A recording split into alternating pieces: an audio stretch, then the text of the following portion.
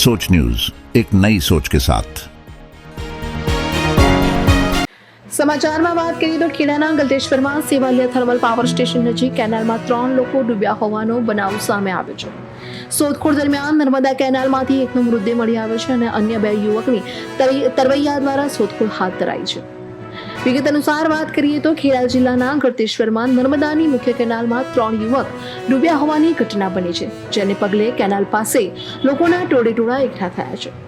3 યુવક 18 થી 20 વર્ષની વયના છે, તો 3 પૈકી 2 યુવાન ટીમ્બીના મુવાડાનું હોવાનું સામે આવ્યું છે.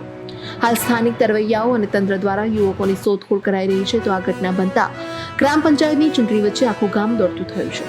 આ દરમિયાન એક યુવકનો મૃતદેહ મળી આવ્યો છે અને અન્ય 2 યુવકોની શોધખોળ હાથ ધરાઈ રહી છે. 3 મિત્રો કેનાલમાં નાહવા માટે ગયા હતા અને આ ઘટના બની હતી. ટીમ્બાના મુવાડાના ગ્રામજનો મતદાનનો પર્વ ઉજવી રહ્યા હતા, તેની વચ્ચે આ ઘટના બની હતી.